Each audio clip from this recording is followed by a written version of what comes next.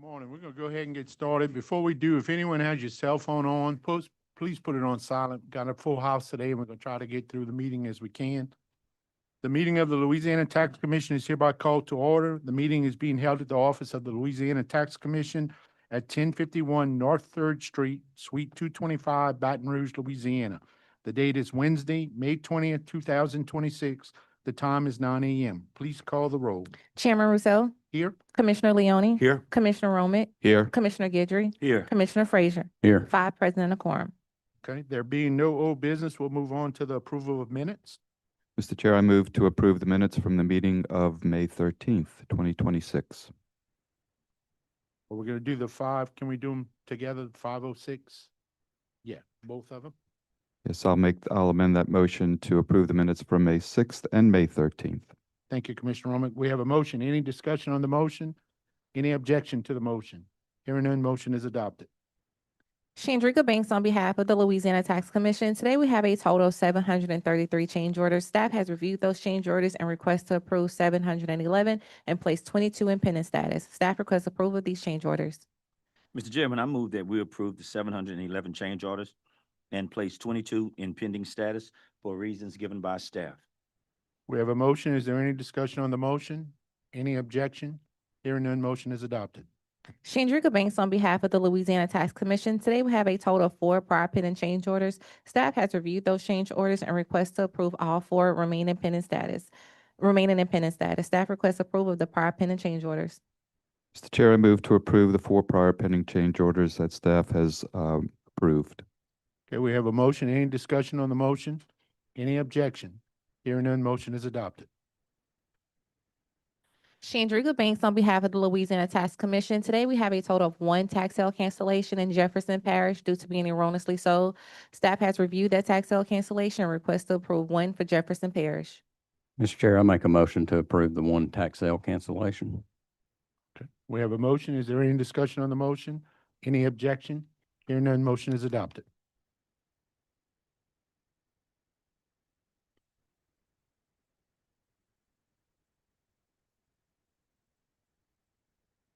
Chairman, the next item on the docket is the motion to compel that's been filed by the assessor in the matter of Slidell LLC versus Assessor Lewis Fitzmaurice.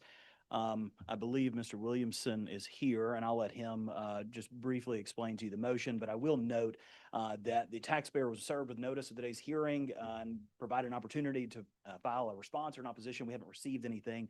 I'm not sure. There is a representative from the taxpayer here, so I'll let him respond after Mr. Williamson makes his comments. Good morning. Good morning, commissioners. So yeah, we're here on, can you hear me? Hear me okay? On Assessor Fitzmaurice's 6 motions to compel, answers to discovery and production of documents for some discovery requests that we sent to Slidell LLC back in January. So there's a 30-day deadline that came due sometime in February. That deadline came and went. We didn't receive anything. A couple of weeks after the deadline, I was able to talk to their counsel, and he asked for a 2-week extension. So I'm a very nice and reasonable person. Of course, I granted it. And so then that 2 weeks came and went, and we didn't receive anything, and not even an explanation of why we didn't receive anything. So we were forced to file these motions to compel. Taxpayer didn't file any opposition to them. We had to move for a continuance because we couldn't meet the CMO deadlines because we didn't have the documents we needed. I didn't get any input from the taxpayer on that. I was able to talk to counsel on Monday, who didn't indicate any documents were forthcoming. He just said he'd see me here today. But then lo and behold, last night, 5:31 p.m., I got an email from the taxpayers counsel giving us responses to our discovery requests. And so I looked at them last night, and it's very clear that they are not an honest attempt to, comply with document production. They were prepared just to avoid any kind of repercussions for continuing their pattern of delay here today. And the reason, and I'll give you one example that is not isolated. So in the request for production, we asked for insurance policies that would tend to indicate the value of the property. There's a paragraph of objections why they're not going to give us that, but they say they will give us a 2025 declarations page. But they say they don't actually have that. They're still working on finding it. They'll give it to us some point whenever they get it. So the taxpayers already had 4 months to provide one declarations page. I just can't see why it would take that long or how much longer it could possibly take. And so there's numerous examples of that. So as requested in our original motion to compel, we asked that for an order that the taxpayer fully respond and produce all documents within 30 days from today, which would give them another give them a total of 5 months to produce documents. So the second part of our motion to compel has to do with all the expenses that have been incurred by the assessor's office in connection with these unreasonable delays by the taxpayer. So we had to file the motions to compel, motions to continue, and then had to be here today. So in looking at the documents last night, or looking at the production last night, attached to the email was also 2 exhibits. It was a little 2-page flyer, marketing flyer, and then a printout from a website. Everything else in the document that purports to, be a production, all they do is say, we refer you to our pre-filed exhibits. So those pre-filed exhibits were filed with the Tax Commission April 17th. And that's the majority of everything they're saying in here. So if all they wanted to do was give us pre-filed exhibits, they could have told us that a month ago. Instead they sat on it for a month until the day before this hearing, when it was too late to even cancel it if I wanted to. This was given after business hours, and by the time the LTC opens in the morning, I'm coming from New Orleans. I'm already getting pretty close to Baton Rouge. So, I can't not show up to my own hearing without, confirmation that it's off the docket. So, it's just more delays.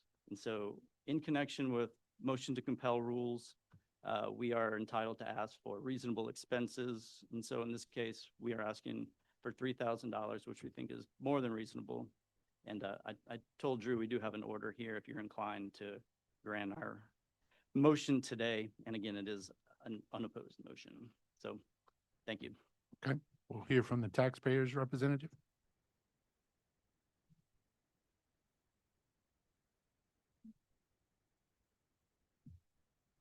Thank you. We've been going, Please Hi. please identify yourself for the record, please.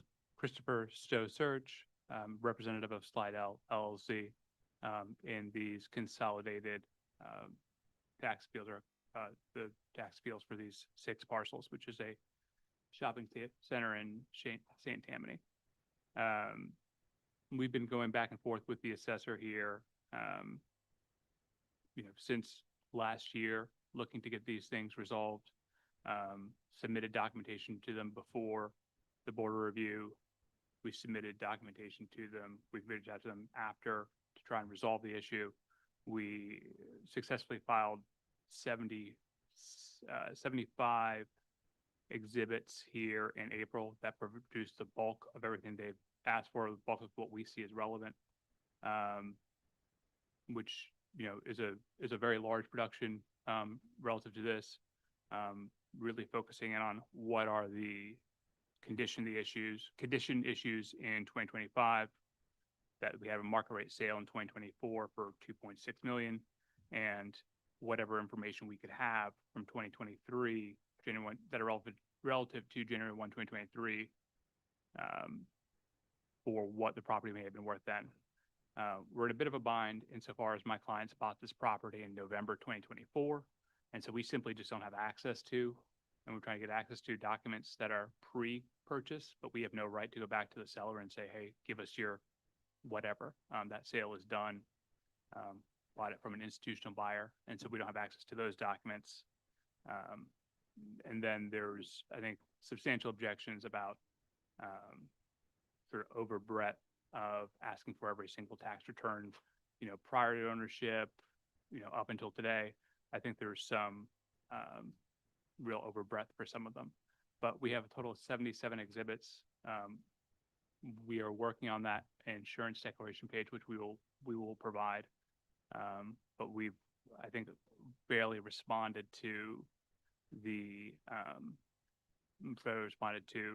condition issues, the comp issues.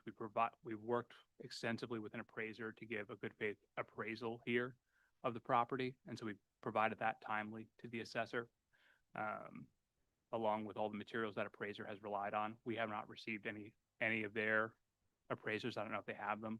We submitted a public records request to the assessor to try and get information to understand why they did such a massive jump in price in the middle of the quadrennial cycle. Haven't heard back from that. So I think there's a good faith dispute on the scope of discovery. And I would add that there's been no prejudice here to the assessor because he's gotten extra time for discovery at this point. And at this point, my client has paid the taxes, so the taxes are in the pot at St. Tammany. And under the scheduling order, there's been no prejudice to the assessor for that. So it kindly asks that the motion for the $3,000 of costs be denied, and that we continue to be able to work through this discovery. And I think we have more discovery, a second round that they've issued that's due next week. So we will answer that discovery. If they have a dispute based on our substantive responses, I think they can feel free to rebring it, or we can hopefully just work it out. But I would hope that, given the ongoing nature of this, that we could move forward and set this matter for a substantive hearing. Open. Any questions by the commission members of either party? So before you is a motion to compel filed by the assessor. The responses that were provided, it seems yesterday, we do not have. You cannot test the sufficiency of them. However, the specific relief that the assessor is asking is for the taxpayer to respond. Based on the representation they did respond, it suggests that the relief they're seeking has already been satisfied. However, in the interest of judicial efficiency, it sounds like the assessor does have concerns with regard to the sufficiency of those responses. I think you could go either way on this. If you'd like to order the taxpayer to go ahead and respond fully to the discovery responses within 30 days, you can, or you can kick this back to the assessor and say, you need to go through the responses. You need to work with the taxpayer on whether or not the responses are sufficient. If they're not, then you can file something else with us. And then with regard to the issue of cost, it's in your discretion whether you want to award attorney's fees and cost to the movement here, or the assessor, for having to bring this motion. Happy to answer any questions. Questions from the commission? So I have one question. Is there one piece of evidence that we're waiting on, which is the declaration page that is going back to what year, 2025? Yes, my client has agreed to produce that. We're waiting for that from the insurance broker. But this was from 2025 and the sale occurred in 2024? Yes.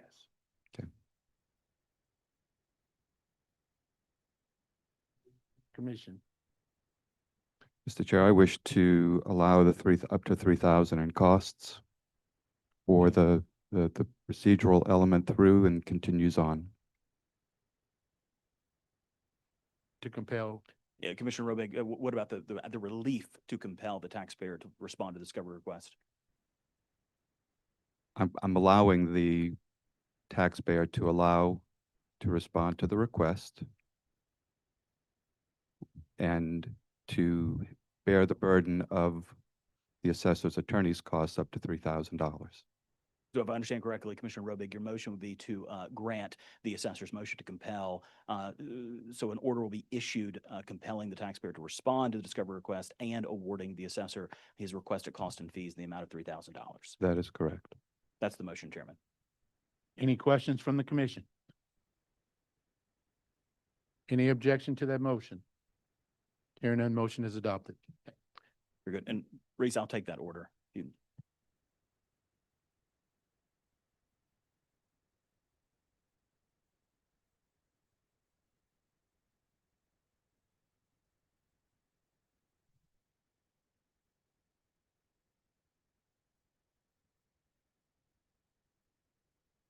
Chairman, the next item on our agenda is the appeals.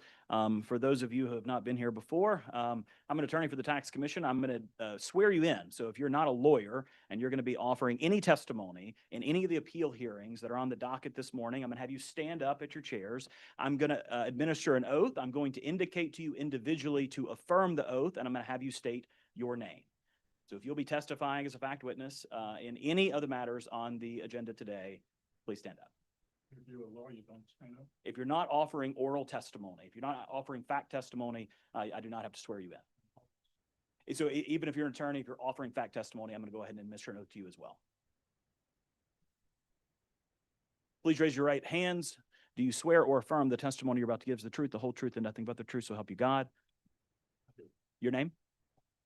Thank you. You can have a seat. Thank you.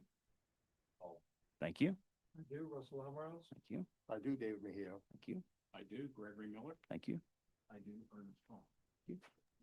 I do, Thank you. I do, Roger Clark. Thank you. I do, Thank you. Thank you, Ms. Ross. Good to see you. Appraisers who are on Zoom, same exercise. If you will turn your cameras on and unmute, raise your right hands.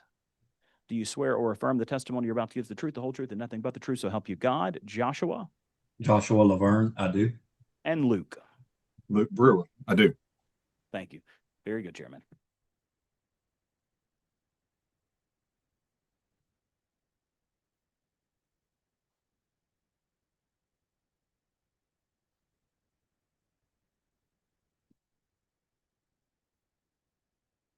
Okay, the first appeal we'll take up of the morning is the appeal of Assessor L.G. Williams versus Diana E. Bajwa in the Orleans Parish Board of Review, docket number 25-221-76011. And it's a assessor's appeal, so David.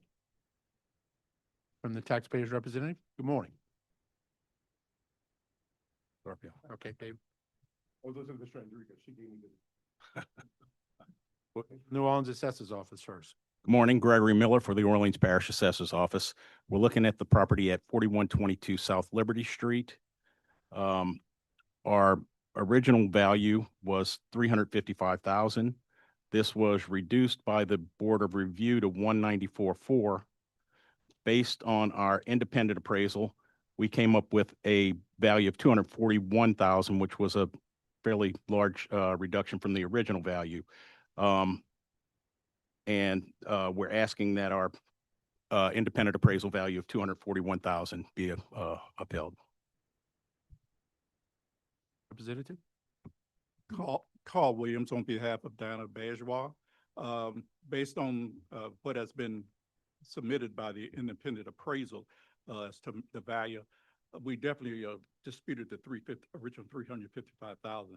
We think that the Bureau of Revenue value of $184,000 or the LTC appraisal value of $224,50 should be somewhere within that. I think the appraiser clearly stated in his evaluation that they did not include any inside. But in what we received from you all and what we had already previously submitted clearly shows the inside of the property and the damage that's there inside the property. So it's totally has not been any construction inside, has not been taking place since Hurricane Katrina. Property has not been rented or lived in since that time. And I think if you take that in consideration as to the inside damage of that property and stuff in the neighborhood, I think you would agree with our assessment that it should be between $184,400 and the $234,500. We submit. We'll hear from the LTC appraiser. Paul Bennett with the Louisiana Tax Commission. I personally appraised the property at 4120 to 4122 Liberty Street with a undisputed land value of $112,500 and improvement value of $112,000 for a total value of $224,500. Thank you, Paul. Questions from the commission? I have one question, Mr. Chair. From the assessor's office, did you guys get a chance to go and look inside the property? We did not go inside the property. We did receive photographs that showed a portion of the property was in worse condition. One portion was in worse condition than the other. We did classify it as in poor condition overall on our appraisal with the $241,000 value. Any additional questions from the commission? Mr. Chair, before a motion, I'd just like for the record to show that I am recusing myself from this decision. Get Commissioner Roman. Okay.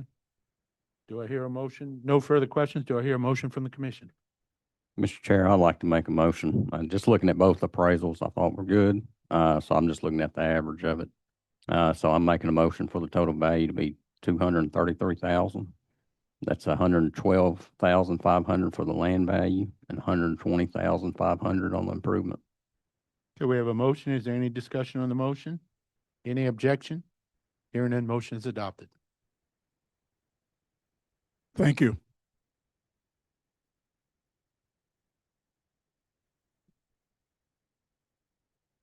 All right, the next appeal we have, I'm sorry, do we have any other taxpayers?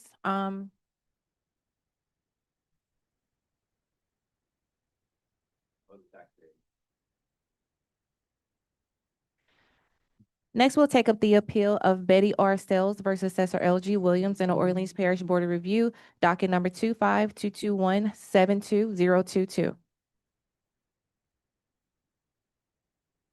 Good. Ready? Yep. Good morning, David Mejia, Orleans Parish Assessor's Office. The appeal is for 124 North Galvez. It's in the Tulane and Gravier neighborhood. It's a multifamily property. Our original value is 264,800.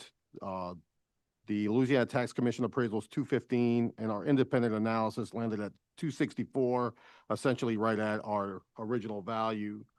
Our comp number 5 that we entered into our appraisal is a flooded and gutted comp, totally gutted out. It sold for 220 in the neighborhood, and we included that just as a baseline value to show that this is a habitable property.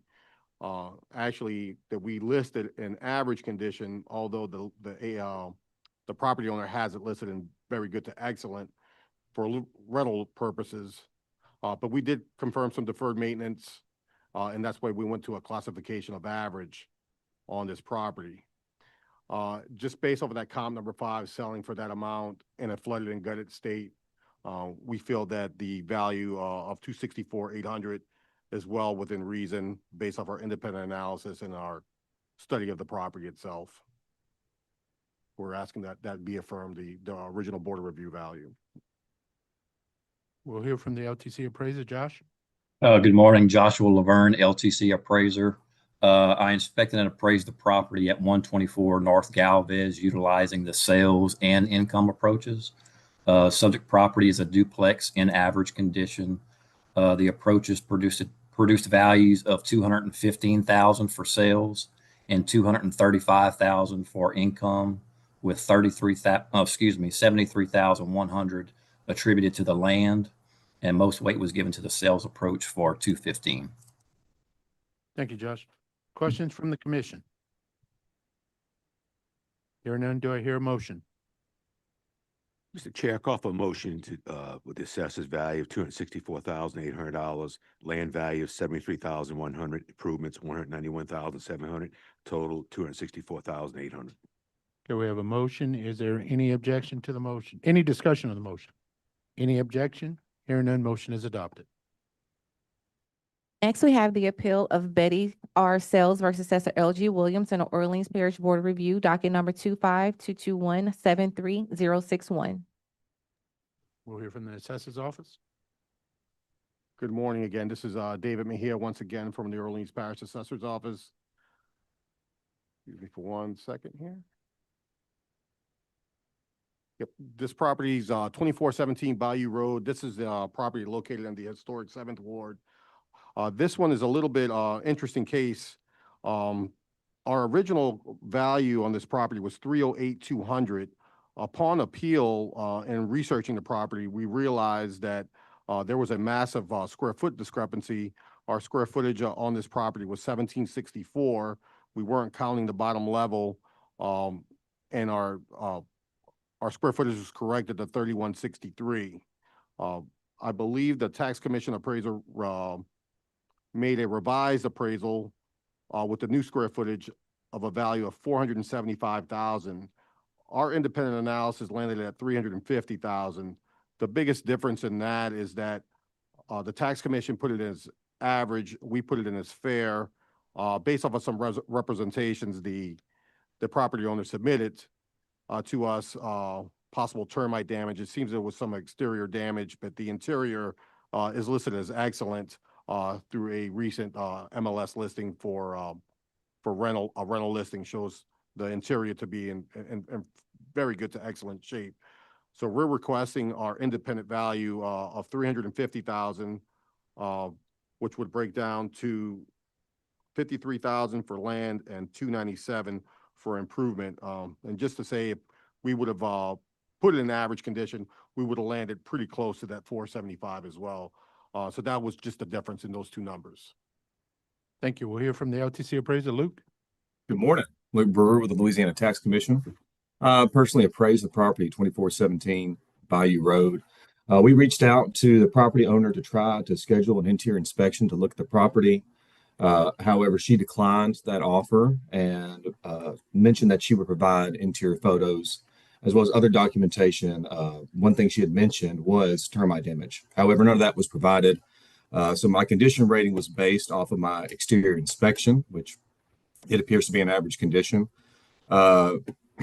The square footage was revised after I completed the appraisal report, and the assessor's office provided me with a sketch.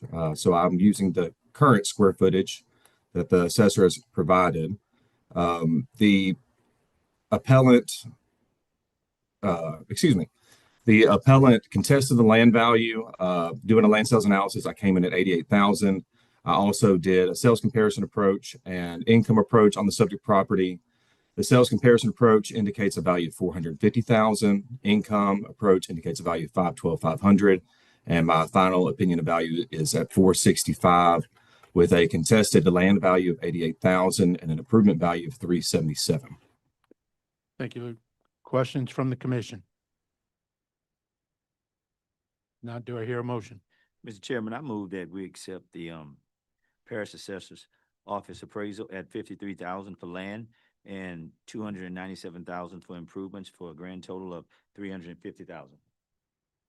Okay, we have a motion. Is there any discussion on the motion? Any objection? Hearing none, motion is adopted. Okay, next we have the appeal of Derek R. Breston versus Assessor L.G. Williams on the Orleans Parish Board of Review, docket number 25221733064. New Orleans Assessor's Office. Morning again, Greg Miller with the Orleans Parish Assessor's Office. This property is at 3801 Royal Street in the Bywater South neighborhood. Our original value was, land 61.4, 285.4 for the improvements, with a total value of 346.7. Based on our independent appraisal, we had a value of $277,000. That's 61.4 land, 215.6 for the improvements, and that's our request that the 277 be upheld. We'll hear from the LTC appraiser, Josh.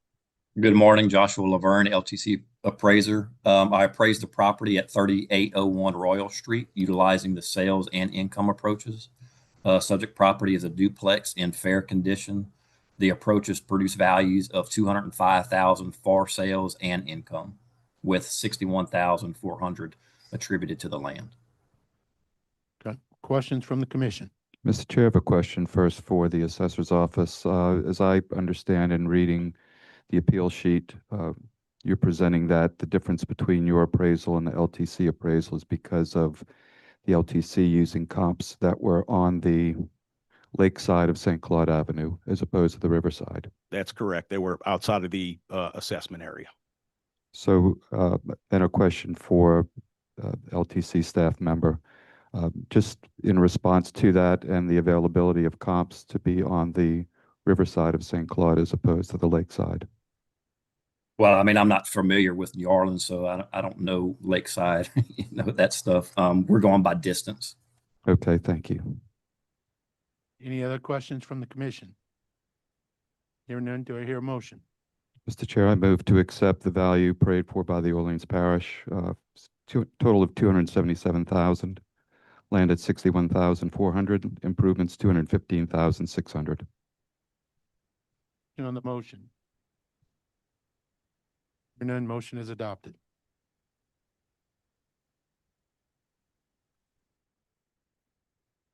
Okay, next we have the appeal of Errol G. Williams versus Catherine Deborah Jane Archer in the Orleans Parish Board of Review, docket number 2522177028.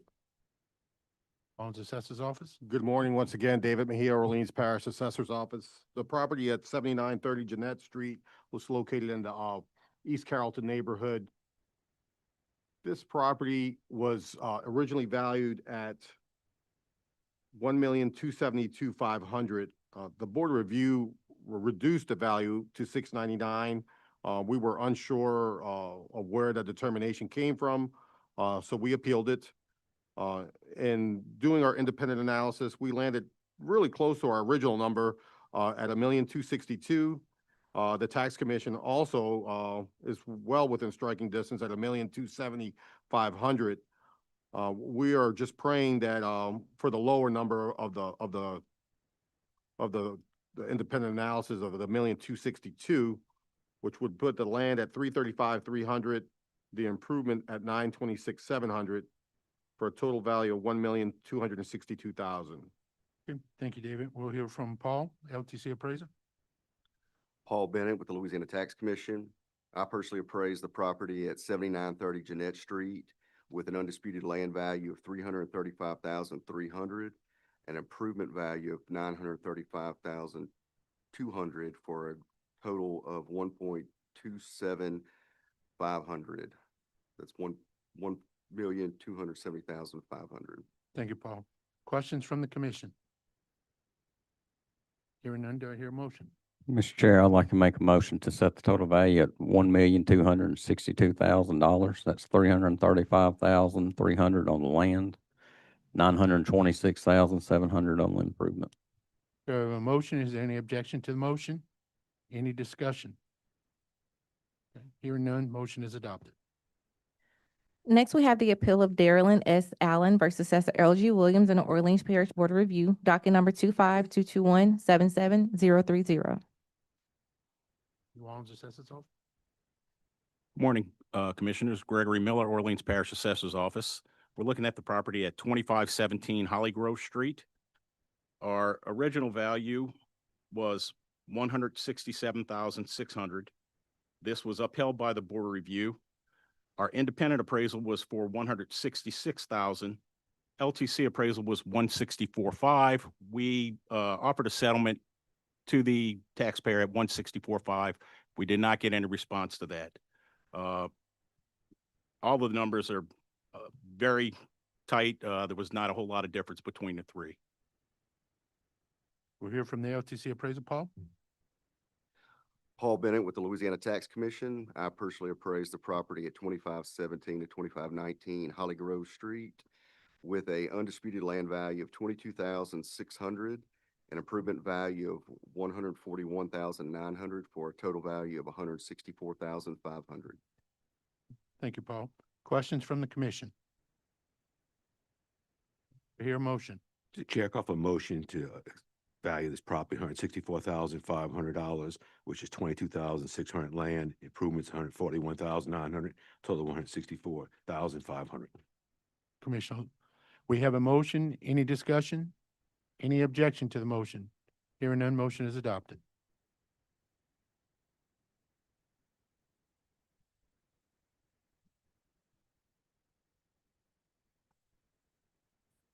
Okay, next we'll take up the appeal of Northgate Mini Storage versus Assessor Bobby Edmiston and the Brosia Parish Board of Review, docket number 2522015001.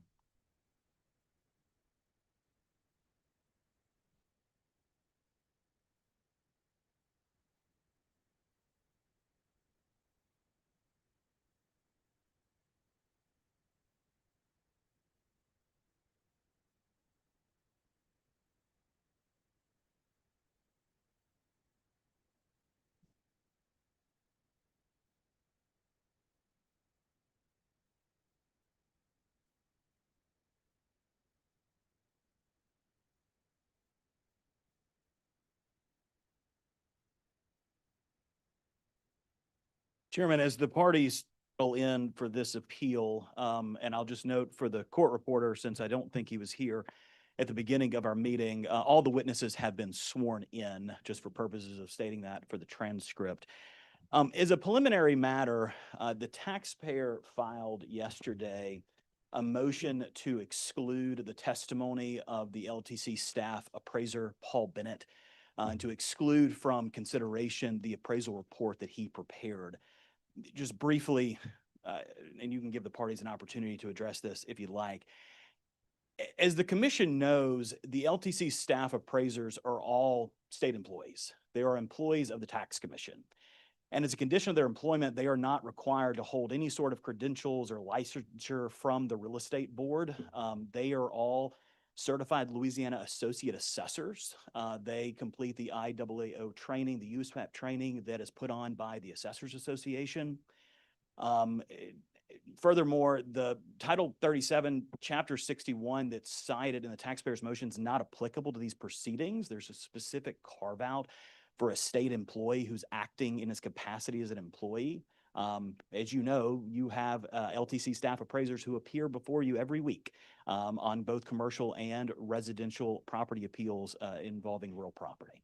With that said, I'm happy to answer any questions that the commission has. Any questions from the commission on this? We're going for a motion to deny the request to exclude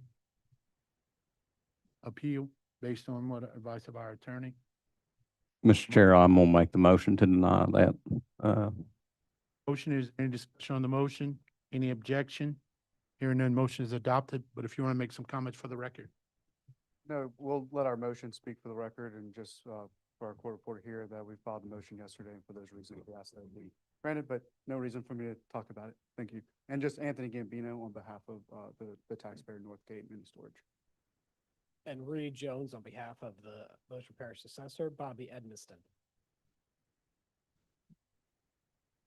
Go first. Is that better? Happened to me last time. Now I know that your wives are watching me on YouTube, so I'll speak into the microphone this time. Good morning, Mr. Chairman. Good morning, Commissioners. My name is Anthony Gambino. I'm appearing here today for as counsel of record for Northgate Mini Storage. I know that this is a little bit more informal process usually, but I think that bringing a little bit of formality to some of the witness testimony I want y'all to hear today, I will present that in a little bit of question and answer so that we can move through that efficiently. But just wanted to give you a brief lay of the land on how we see things. I know I saw y'all just last month and I gave you a little bit of a preview. But I do, for the record, offer, file, and introduce the taxpayer's evidence, which is a 189-page packet of information. I did give each of you a copy of that binder, and I also have in the front sleeve a demonstrative exhibit that we intend to use today as well. And so without any objection to our evidence, I'll move on here. The Board of Review affirmed the decision of the assessor. So under the rules of this commission, you're looking at the correctness and evaluating the original assessment of the assessor. And the framers of our Constitution certainly saw a purpose for this commission to aid and supervise the assessment of ad valorem taxes in the state. And if there's a situation where we need some supervision, I think it's this one. The assessor failed to give proper notice of the 2024 assessment that we'll show you in a little bit, failed to implement his own assessment, and refused to analyze information that was provided by the taxpayer. As set forth in Section 3101H1 of this commission's rules, the commissioners have a few options today. And if one of several criteria I'm going to show you today are met, you can remand, you can modify, or you can reverse. We will be asking for a reversal or any alternative, a modification. I'll give you that number in a little while. But today we'll show that the assessor made an assessment that was based on an unlawful procedure because there was no notice.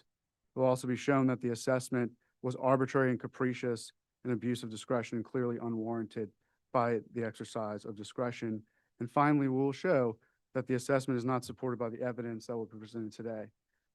Through today's hearing, you'll receive evidence that the assessor used an artificial number that are untethered to the actual expenses for the income approach. And you'll hear that the assessor used unrealistic assumptions in its assessment process.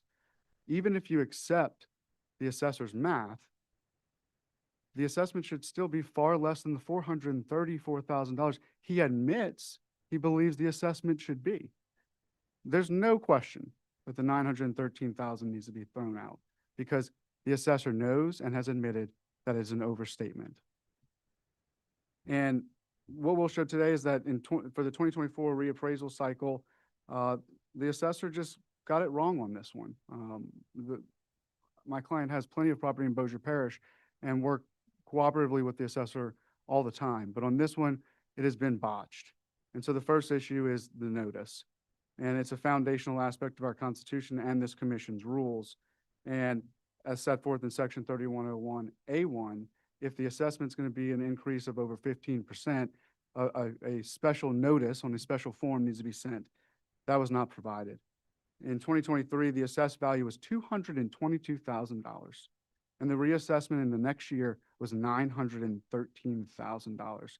This is obviously and patently in excess of 15% threshold set by this commission, and it's more than 300% increase in the assessed value of this property year over year. Mr. Coleman will testify that no notice was given as required by the rules, yet the assessor was adamant that he owed nothing to the taxpayer because taxpayer did not object timely. This is clearly an unlawful procedure. So even though the taxpayer never received notice, the assessor's original assessment of $913,298 is patently absurd. It's 300% increase year over year, and it's not supported by a preponderance of the evidence. It's without any doubt that the assessor admits that this number is overstated, and that's on page 43 of taxpayers' evidence. And there's a few key points about the admissions. The first is that he believes that the income approach is the most relevant because he had access to 5 years of information from us, income information. And this is important because Section 111D of your rules say that in making a final determination, the assessor is supposed to decide which is the most relevant approach to take. And so he admits that the income approach is most relevant, and the assessor's conclusion that the income approach is consistent with industry because this is a income producing property, and that's the preferred methodology for those kinds of properties. Second, and more importantly, the admission that he readily admits that the 913 is wrong is important because his decision after admitting that it was wrong to implement it is arbitrary and capricious. On March 11th, the assessor admitted that the market value should be $437,469, or $475,000 less than what he actually set the appraisal for. Again, in May of 2025, he admits that the assessment was overstated 2 different times in emails to his taxpayer. He admitted that the number he is trying to uphold today is wrong. The 2025 appraisal is more than double what the appraiser thinks that it should be. The commission is here to determine the correctness of the assessor's appraisal, and it needs to look no further than the assessor's own words to make the determination that it's not correct. He could have, and to be clear, he could have revised the number. He could have sought a change order. He could have modified that number without agreement of the taxpayer because it would reduce the taxable value of the property. He sought not to do that because he thought that we should agree to that number even if we thought it is erroneous. There's no better example of an arbitrary and capricious decision. But taxpayer attempted to provide additional information to Mr. Edmondson that he simply refused to consider because the $437,000 number was his take it or leave it number, even though we're going to show you the market rate capitalization is wrong. On May 9th, Mr. Roger Clark, who you'll hear from today, provided Mr. Edmondson with information. This is on page 43 of taxpayers' evidence. He emphasized that the property is not representative of other mini storage facilities for a number of reasons. It's in an industrial area and not in close proximity to a concentration of rooftops or high demand. He told the assessor about the lack of air conditioning and the lack of ability to have on-site management. He also provided information regarding the scope of the repairs needed. This is on page 29 of taxpayers' evidence, and the commission will hear from taxpayers' expert architect who will testify that the repair estimate is conservative and reasonable. Also want to talk about functional obsolescence before we get to our witnesses. The commission provides a definition of functional obsolescence in section 301 of its rules, and there it defines functional obsolescence as the loss of value due to the lack of desirability or lack of utility inherent to the improvement. Some of you likely know about Bossier Parish, but to be clear, taxpayers' property is not in a high-traffic area. It's not on Airline Drive. It's in a part of the parish that has lower-income residents who have less discretionary income to spend on mini storage. Residents who seek out mini storage services are not going to drive across town, pass up several newer, perhaps air-conditioned facilities, and use Northgate's facility. We cannot change the location of this facility in Bossier Parish. The lack of desirability and utility are inherent in the property, and clearly the property owned by Northgate has functional obsolescence that the assessor failed to consider.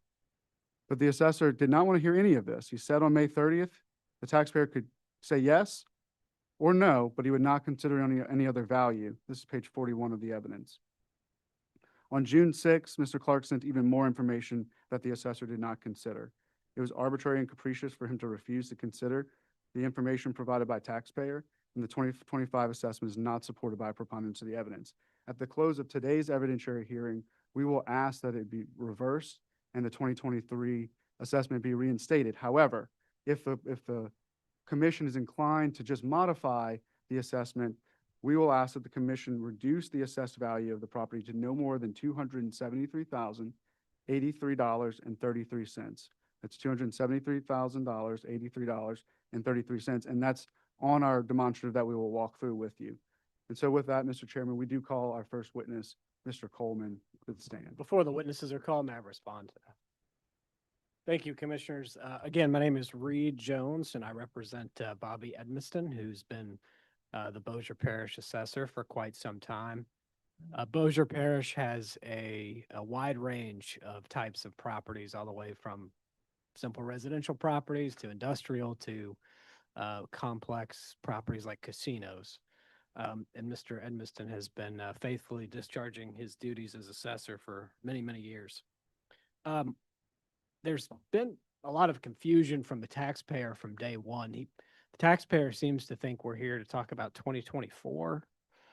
They've asked us to retroactively adjust their assessment for 2024. The taxpayer didn't protest 2024. That's not before you today. We're here to talk about 2025. 2024 was a reassessment year, and Mr. Edmiston did in fact send the pre-notice that was required. The taxpayer is a very seasoned commercial real estate businessman. His company is over 50 years old. In our part of the world, his firm is probably the second or third largest commercial real estate firm. Despite his deep and broad experience in commercial real estate, despite what surely would be numerous connections to various appraisers in our part of the world, you will not find an appraisal from the taxpayer in any of his 189 pages. You will not find any professional appraisal criticism of what we've done or what the tax commission staff appraiser, Mr. Paul Bennett, did. The taxpayer disagrees with all three approaches utilized by Mr. Edmiston's office. And by the way, his deputy, who was principally in charge of this assessment, was a former LTC staff appraiser. So they disagree with all three of our approaches, plus the LTC staff appraiser. They don't have anything to combat that on their own. Apparently, they've brought someone here today that wasn't disclosed, so we'll be objecting to that. This discussion about the admission, supposedly, that Mr. Edmiston made that his assessed value was overstated was clearly in the context of settlement discussion. We've previously objected to that. This commission overruled our objection. We understand they'll allow that at the hearing if the record would reflect. So I don't have to keep objecting that we maintain that objection. Mr. Edmiston can explain that. He can also credibly explain why the value increased so substantially from the last reassessment cycle, and that's because this property was missed for 12 years. The value essentially stayed the same. And so this 2024 reassessment cycle was a catch-up. It's funny because they don't actually have substantial criticisms of any of the approaches that the assessor used. So for the cost approach, the assessor is already crediting the taxpayer with over $700,000 of depreciation. Their number that they're wanting is $297,000. We're giving them more depreciation than they've sought. The income approach, we have very solid market data on storage facilities in this area. We know their average occupancy rates, we know their average income, we know their average expense ratios. None of that's seriously being challenged. It seems like the taxpayer wants us to use his particular numbers, which would be a violation of the settled methodology that you assume typical management when you're doing a market value analysis. And then the market approach. We have in our packet 10 sales of similar types of facilities, dating back to the last 8 years or so. The average of those is well into the millions of dollars, substantially higher than what Mr. Edmiston concluded. And so at the end of the day, we have not only done 3 approaches that all point in the same direction, we also have the staff appraisal report that is higher than the valuation determined by Mr. Edmiston's office. And so we're going to ask this commission to affirm the Board of Review. Thank you. Thank you, Commissioners. I will not respond. We'll just move into evidence and I'll close and address some of his issues at the end of the day. We call our first witness, Mr. Coleman, and he's already been sworn in for the record. But to make it a little bit easier, that's why I'm just gonna do some question and answer to move this along. Mr. Coleman, will you please state your full name for the record? This is Lincoln Coleman III. And do you want to tell the commission a little bit about your educational background?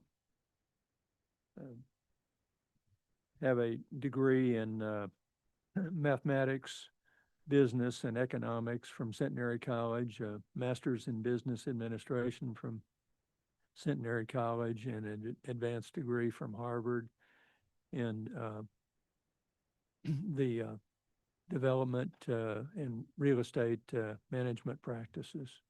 And, Mr. Coleman, where do you work currently? Can I have that one for now?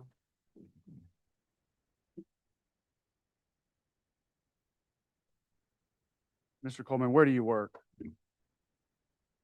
UL Coleman Companies. Are you the founder and the president of that company? Yes, sir.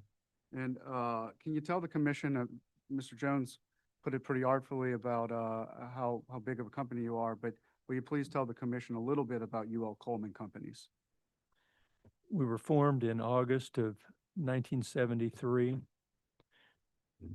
We have under management, we're in the commercial real estate and development business.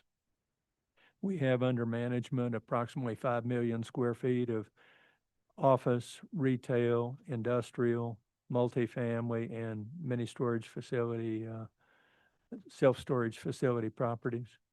How many employees do you have approximately? Approximately 175. And is Northgate Mini Storage LLC one of the companies you manage? It is one of the companies we manage. I'm personally a trustee for a trust that owns that property. And does Northgate own the immovable property at 3323 Old Minden Road? Yes, sir. And you're aware that Assessor Edmiston reappraised Northgate's property for the 2024 tax year, right? I'm aware that he reassessed it. Reassessed, yes, sorry. Did you know that the assessed value of the property increased by more than 15% year over year between 2023 and 2024? Yes, sir. And it's actually over 300% increase, is that right? That's correct. It over 4 times, increased the value over 4 times what it was previously. Did the assessor provide you with notice of that increase was going to occur prior to the rolls being opened? No, sir. And if you would have received proper notice for the 2024 assessment, would you have objected? Yes, sir. And just a side note, I would tell you that in 2023, when the assessment was approximately $222,000, we contacted the Mr. Edmonston and asked that the value be reduced because of the negative cash flow and the marginal income that was being achieved on this property. He said he could not do that for that year, but in 2023, but would address it in 2024. And then 2024 is when he increased the value over 4 times what it was previously. And didn't provide you notice of that, right? No, sir, he did not. And how much time has this issue taken away from UL Coleman Company's other work? We have estimated that approximately 225 hours of our personnel time have been involved with working with Mr. Edmonston in his office over the last 2 years at a cost of approximately $49,500, and we've had external costs to date of $7,355.10. And unfortunately, with this hearing and the cost here, I'm sure that cost will increase significantly. Now, in your discussions with the assessor, did you provide a significant amount of information for him to consider for his assessment? We provided continuous dialogue, continuous information, everything that he requested and more. We had continuous dialogue, and we provided a 5-year history. In fact, we're continuing to provide the information in 2025 and in 2026 so that he can see that nothing that occurred in the past was an aberration and that it's continuing on a negative cash flow situation. Did you offer the assessor to walk the site with you or some of your consultants for him to gather more information? Yes, sir, we did. Did the assessor ever take you up on the offer to tour the site? No, sir. Now, the assessor did admit to you that he believed Northgate's assessment of $913,000 was overstated, right? You'll just note my objection. That objection's overruled. I mean, we can stipulate that we came last month and you've already overruled this, and I'm fine with that being an ongoing matter. I just wanted to preserve the objection. I think it's been preserved. Now, the assessor did admit to you that he believed that Northgate's assessment was overstated, right? He's admitted that multiple times in meetings that we've had and telephone calls that we've had, and twice he memorialized it in emails to us that it was substantially overstated. He did not implement that lower assessment, did he? No, sir, he did not. It does. I want to talk briefly about the staff appraiser's report. One of the things he mentions in his report is that he reached out several times but did not receive information from the taxpayer, Northgate. Can you provide a little context on that, please? Now, the staff appraiser, you're talking about somebody that works in the assessor's office, or? No, Mr. Bennett, the tax commission's appraiser that did an independent report. My understanding is, I personally did not talk to Mr. Bennett, but that he contacted someone in our office and asked for information. They subsequently contacted him and offered to meet and provide whatever information he needed, and were told that he had already completed his report. And the information you would have provided to him was already provided to the assessor, right? Yes, sir, it was. All right. I want to talk about, switch gears a little bit here and talk about the storage center itself. Does the storage center suffer from any non-curable functional obsolescence? It does. This is the old adage, the main non-curable thing is that it's in a poor location.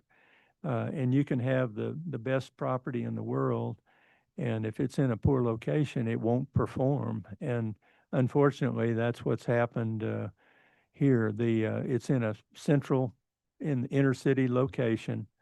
It's an industrial. All the property around it is zoned industrial. It's in an industrial location. The development that has occurred in Bossier City and Bossier Parish has been predominantly in North Bossier, South Bossier, and east in the Houghton area, and so miles away from this location. And so it's not in a favorable location. And it also doesn't have any air conditioned units, right? Well, it has all these are non-conditioned units. We have no on-site management. The residential that's in proximity to this is lower income, and those people unfortunately simply don't have the discretionary income to rent storage facilities. They're not storing things. They're in many cases struggling to pay their ongoing expenses. And does this materially constrain rental demand and achievable income for Northgate? Yes, sir, it does. Approximately 75 to 90% of the users of self-storage are residential. The balance are commercial. And so depending on your location. And so, yes, sir, we struggle with that, not having that demand for units within our immediate area. I want to talk to you a little bit about capital improvements and maintenance. Has Northgate maintained its facility over the years? We impeccably maintain all of our property, and if you want, I mean, I can just tell you that all of our properties get beautification awards, and we just received a national award for the best renovation in the country of this particular one was on a multifamily property. And we got a National Apartment Association on a $38 million renovation that we did on a property. So we impeccably maintain them. We do have, the roof is 46 years old. We've maintained it well, and so it's reaching the end of its useful life. We have doors that are on the property that are also 46 years old that are, and we're would like to develop a viable plan, including the tax assessment, but so that we can replace all those doors, and the property is due to be repainted. We repaint every approximately 5 to 6 years, and so we're on that cycle. So those are the things. There's approximately $291,000 of needed repairs that will need to be done in the near future. And you mentioned that repairs to doors and to the roof. Did you obtain a quote for this work? Yes, sir, we did. Our company is divided into 3 separate operating companies. We have UL Coleman Properties, which is a brokerage and development company. Excuse me, UL Coleman Company Limited, which is a brokerage and development company. We have UL Coleman Properties, which is a asset and property management company. We have Sequoia Construction, which is a general contractor. And we looked at, worked with our architect and looked at number of options to most cost effectively address these repairs. And I think we got very competitive bids for all of these things. And so I want to show you, and if the commissioners would like to follow along, we're on page 29 of taxpayers information and exhibits. In front of you, for the record, Mr. Coleman, is page 29. Is this the quote you received from Sequoia Construction or estimate for the repair work? Yes, sir, it is. This is, again, Sequoia Construction, which is our general contracting, and the just to let you know, this same company, Sequoia, just completed this $38 million renovation on the multifamily property that I was telling you about. So we have comprehensive capability. And so Sequoia, because it's related to Northgate, Northgate's essentially going to self-perform its repair works. Well, Northgate will, Sequoia will provide the services to the Northgate mini storage. So it, in a separate contract between Northgate mini storage and Sequoia Construction. And the estimate that we have on page 29, was that information provided to the assessor? Yes, sir, it was. And on page 29, how much is this total cost going to be for Northgate? How much of it's going to be for Northgate? What is the total cost that's identified on page 29 of the taxpayers' evidence? $291,287. And do, Right, hold on one second, we have a question. Yeah, I have a question, Mr. Chairman. On this, you gave us this listing of the, actual contractor's bid. Do you all have an itemized bill that they will have? Because I'm looking at doors. It's a door replacement at 108,000 and 8 and 13. How many doors are we talking about? There's 228 doors. That should have been on here, huh? well, it is in our evidence, Okay. how many doors there are. If you look at page 3, it'll tell you the. It's not- Yes, and we do have an architect who will also testify today about more details about the reasonableness of this assessment. And sir, that is on page 3. It's 228 doors, so it would be, they're less than $500 a piece for the overhead doors, just to let you know. So there would be 100% replacement of the 228 doors. And any more questions, Commissioner Guidry?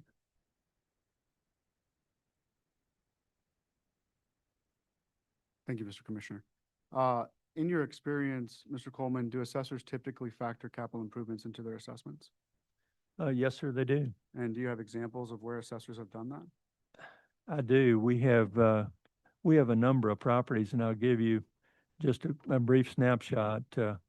We have the Oak Hollow Apartments in Longview, Texas. That's 200 property, 200 units, built in 1979, 47 years old.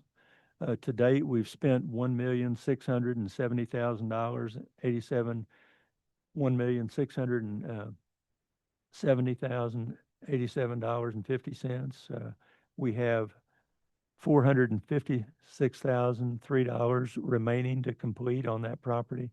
That is being addressed by the tax assessor. They're giving us credit for that. We've done the Country Club Apartments, which are in Marshall, Texas, 64 units, built in 1983, 43 years old.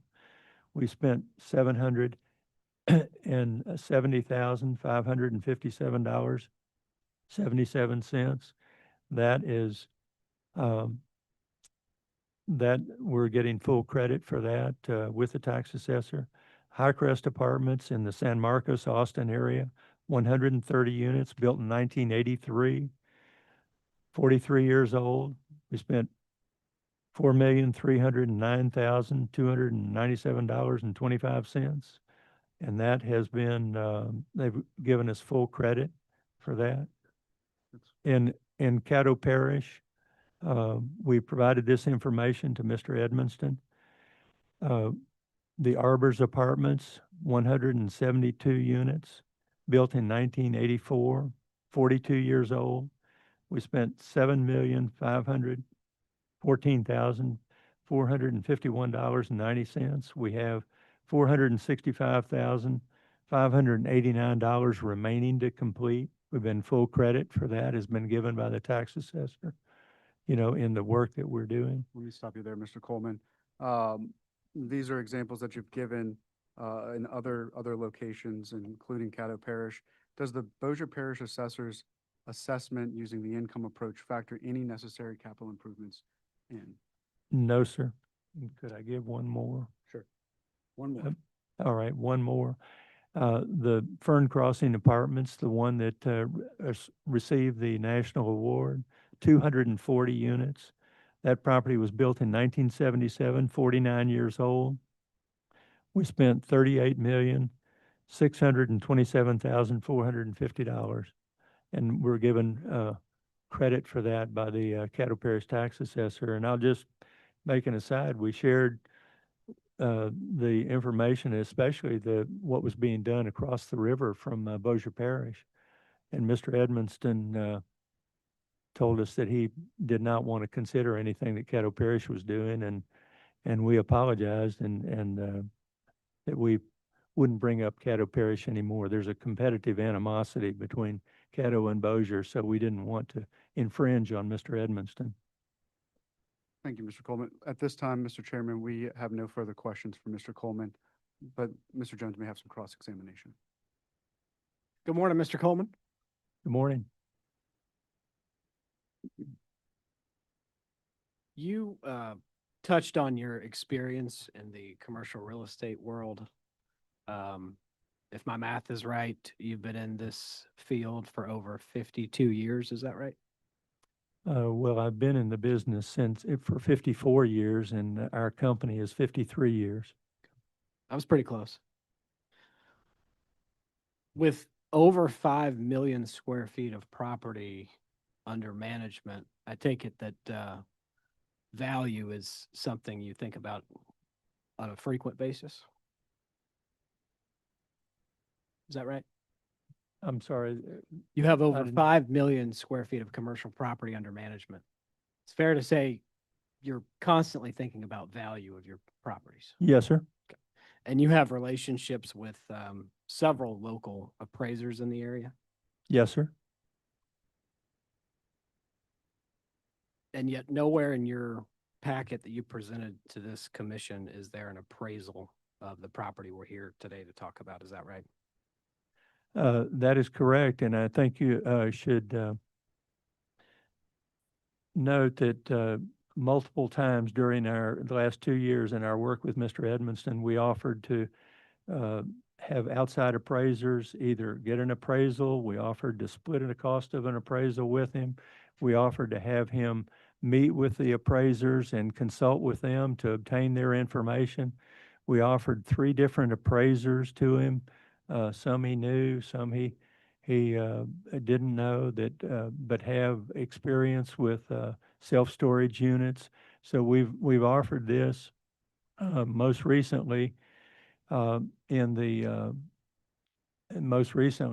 we got the notification that we were going to be before this commission. We asked about Mr. Edmonston about obtaining an appraisal. Would that be the appropriate thing to do? And he wrote us an email and said we were not entitled to do that. And so we're here following the rules to the best of our ability.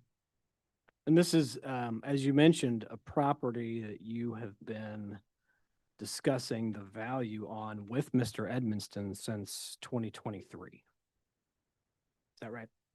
I'm sorry, I couldn't. You've hear been you. discussing the value of this property with Mr. Edmonston since 2023. Is that right? Yes, sir, that is correct. And you're not a licensed appraiser yourself, correct? No, sir, I'm a certified commercial investment member of the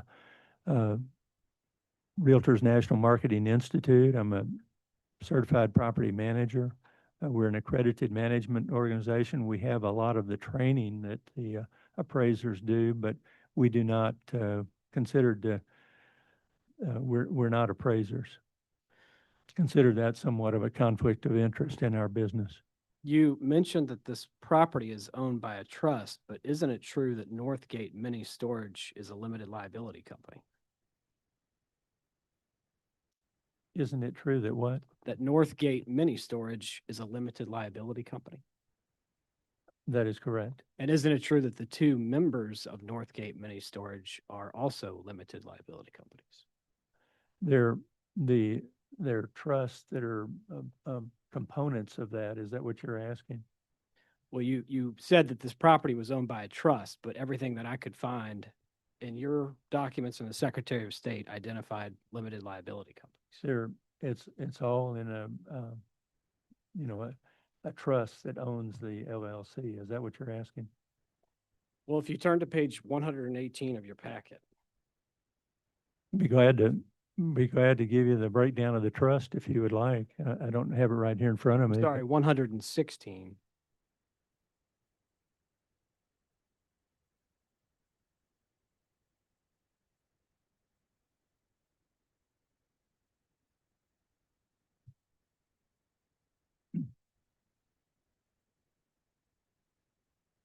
This is a balance sheet for Northgate Mini Storage, is that right? It is, yes, sir. And under equity, the only entities identified are Sequoia Venture Number 2 LLC and Name Block LLC, is that right? That is correct.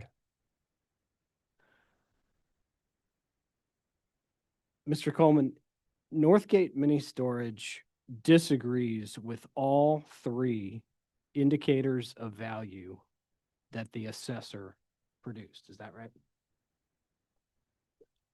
I don't, what three values are you talking about? Well, the assessor ran a market approach analysis that indicated a value of $918,400. You disagree with that? I thought it was 913,000, but yes, we disagree that that's, and so did the assessor, said that that was overstated and it was a mistake. But in the entire time that you have been challenging the assessor's value of your property, you've not presented a single comparable sale of a self-storage facility to the assessor. Is that correct? Mr. Chairman, I'm going to object. This is asked and answered, and he already told him his reasoning for this. I'd like to hear the answer, sorry. I'm overruled. Want to hear the answer. You're asking for sales? In the entire time that you have been challenging the assessor's value of this property, let's go back to 2023.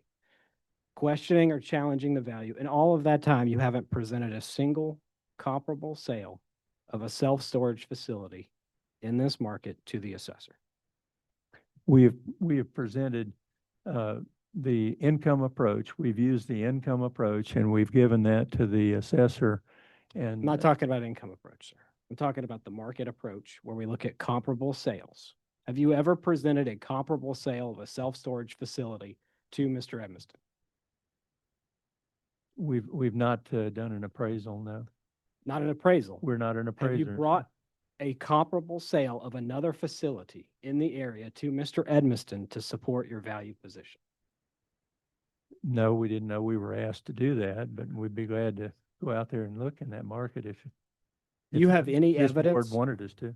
Do you have any evidence that a self-storage facility like yours sold for anything close to the value that you're putting forward today?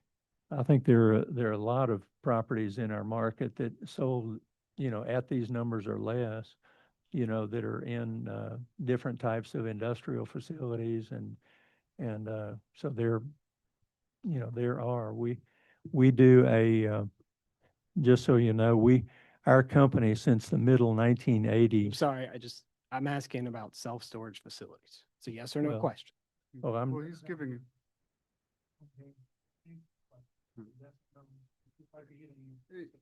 Yeah, just for the record, though, he's entitled to be able to explain his answer. And so I don't think it's appropriate for council to cut him off while explaining where he would have gotten data from in the market. He asked him, does he have any data? And he's explaining where he No. would go with that. It's non-responsive to.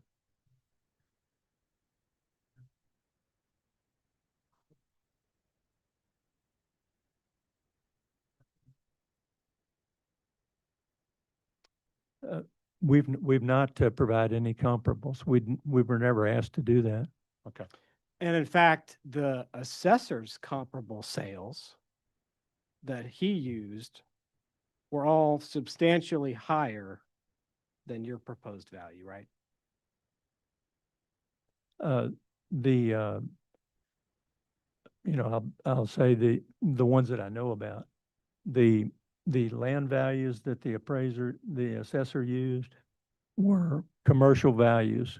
They were B1, B2, and B3 locations that were on airline, many of them on airline, and they were not industrial sales. So those we saw, and those were not remotely comparable to the industrial location that Northgate Mini Storage has.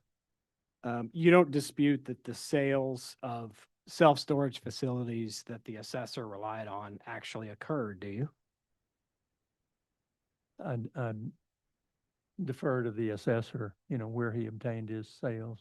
you don't have any evidence to dispute the sales. I don't have any specific information on his sale. Let's talk about the cost approach. The assessor's indicated value was $1,051,300. You've not challenged the assessor's determination and calculation of the cost to reconstruct this facility new today, have you? We've not analyzed that. And so that's not something you would have presented to the assessor to say, hey, your cost to rebuild is way off. No, we were focusing on the appraisal method that the assessor said was the dominant one. That's the income approach to value. So we did not analyze the cost approach. And there was a lot of discussion about deferred maintenance in your direct testimony. Are you aware that the assessor has credited Northgate under the cost approach with over $700,000 for depreciation? No, I'm not. And can we agree that $719,368 is more than the $291,287 you're asking to be credited for depreciation? You're mixing apples and oranges in your analysis, and I realize you're not an appraiser, but when the differential value is used and you're saying that the appraiser or the assessor used a number of whatever it was. You know, I don't know. That could be a combination of multiple things. It's not just maintenance. It may be the fact that it's in a location that's no longer rentable. It may be a combination of obsolescence. It may be a combination of deferred maintenance. It could be a combination of a variety of things that make up the reduction in value versus the cost approach. So it's not, that's not all maintenance issues. Can we at least agree that $719,368 is more than $291,287? Those are differential things. Those aren't even, you're mixing apples and oranges there. They're not the same. Well, if we can't agree on what number is bigger, we're gonna have a tough time. The roof issues can be repaired, right? They can. Is the building leaking? No. The doors can be replaced. Yes. And even without the repairs, the property still functions today as a self-storage mini facility. Right? Yes. Customers are renting units there? Yes. Let's talk about the income approach. The assessor's indicated value was $930,024. To get there, he relied in part on market data from the area. You're not contesting the Bossier self-storage facility income market data in the assessor's packet, are you? Yes. You are. Your occupancy rate is about 40%, is that right? Our occupancy rate,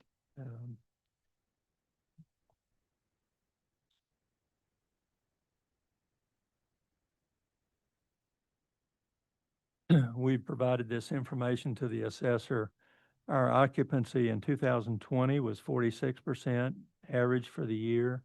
2021 was 45%, 2022 was 42%, 2023 was 43%, 2024 was 46%, and 2025 was 43%. And for the record, this is page 13 of the taxpayers' And, evidence. and what is the average Bossier market occupancy rate for self-storage facilities? I do not know what the average would be. And do you dispute the occupancy numbers that the assessor provided from other similar self-storage facilities in Bossier? What I dispute is the assumptions that showing this Northgate mini storage at full occupancy, disregarding the, It's not what I'm asking. The assessor gave a list of properties with occupancy rates in the area. Do you dispute that information? I would defer to the tax assessor what he's provided and where he obtained that information. I don't have any direct knowledge of it. And you don't have any direct knowledge to challenge the assessor's data on the average income expense? The income to expense ratios, do you? I'm not sure how the assessor obtains his information, whether he's using a percentage or whether he's using an actual cost per square foot. I would dispute using a ratio and applying it to a property that is, 80 or 90% occupied versus one that is, 40 to 50% occupied. You can't, mathematically, you cannot do that. That's an invalid methodology. You let your employees rent units at Northgate Mini Storage for free? No. If you'll turn to page 117 of your book, your packet.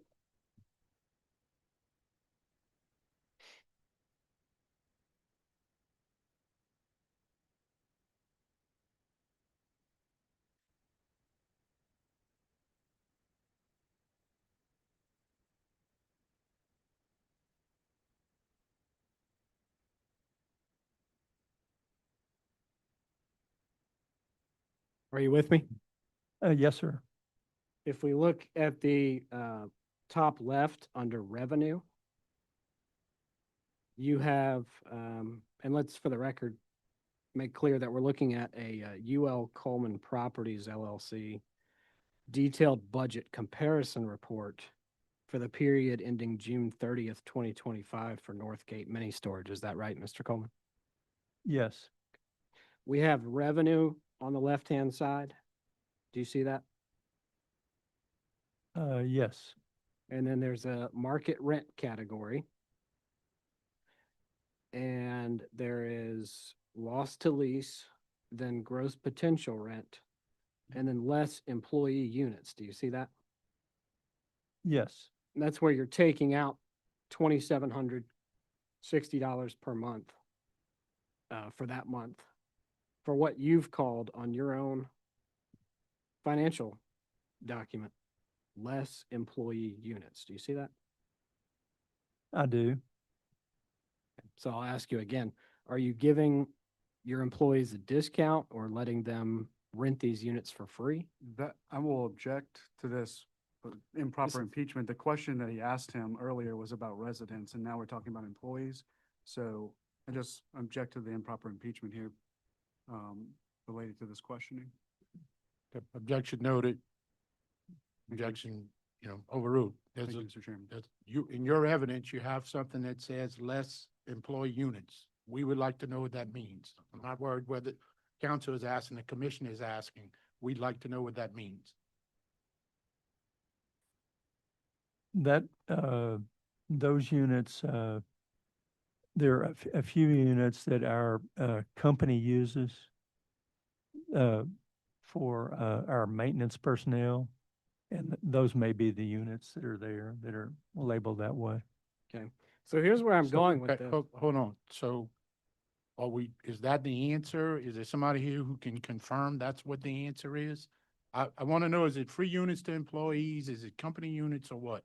We don't provide, we provide a, like a $10 discount for all the people that are on site of all of our multifamily properties. We have approximately 4,000 multifamily units in the area. And then we provide a similar discount for employees, a $10 discount. So, but we do, our maintenance personnel use some of the units for, if they have maintenance equipment or that sort of thing, that, so that may be what these units are. They're labeled as. But just point blank, you do not provide free units to your employees. No, we don't. Okay. Here's where I'm going with that, Mr. Coleman. If you go all the way to the right-hand side of that line item,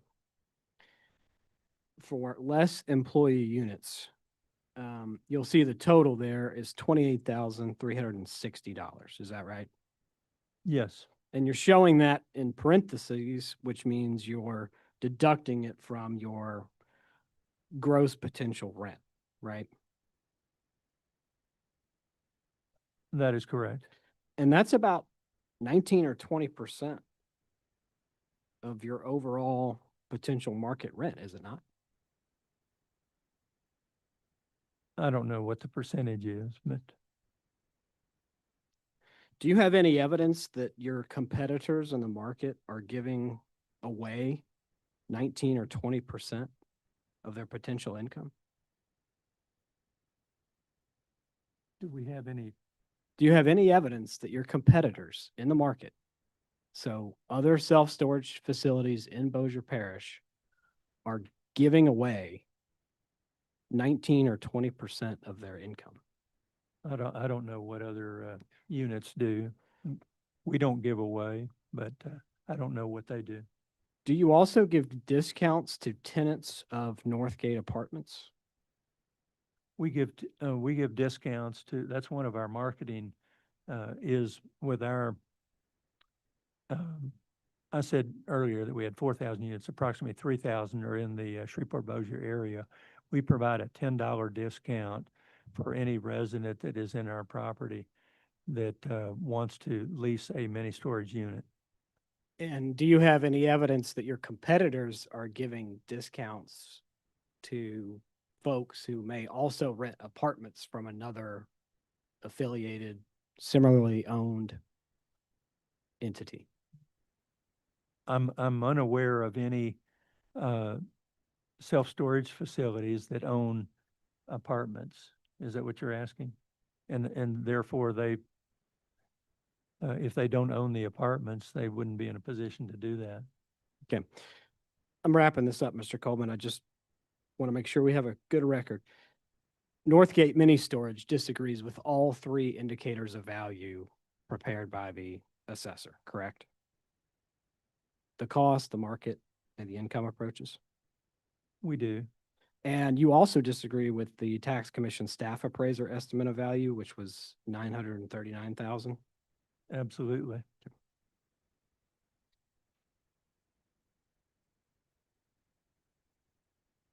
You understand we're here today just to talk about your 2025 assessment? Well, I think the context of the 23, 24, and 25 all fold together. The tax assessor said that he would address 24 with us because it was overstated. And then he came back and even though he stated that it was substantially overstated, he used the same one in 25, which is kind of blew us away, to be honest with you. And so I think they all fold together and I think this body needs, the commission needs to look at all this in context and say, what's going on here? So I think it all needs to be looked at together. But you didn't appeal your 2023 assessment. We didn't receive the, we did not receive the notice. And as a result of that, as soon as we got the tax bill in 2024, which is in roughly December of 2024, we contacted the assessor immediately and said, what's going on? We talked about lowering these and now you've increased them 4 times.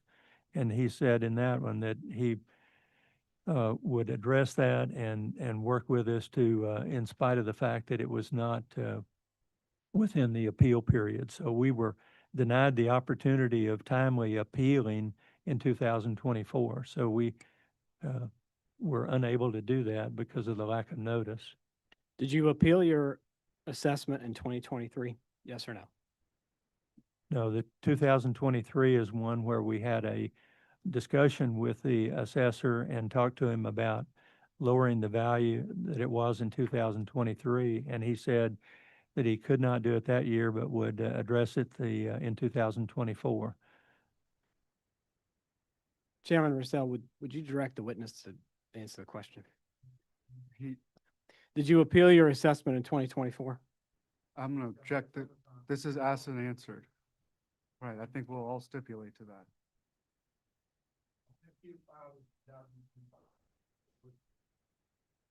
Yes, Mr. Chairman. Just two follow-ups, Mr. Chairman, just for quick redirect. Mr. Jones hit on this idea that you did not have your own assessment, but I just want to make sure the commission heard what you said. Mr. Edmondson told you you could not present an appraiser to this board prior to you getting a lawyer involved. Is that right? That is correct.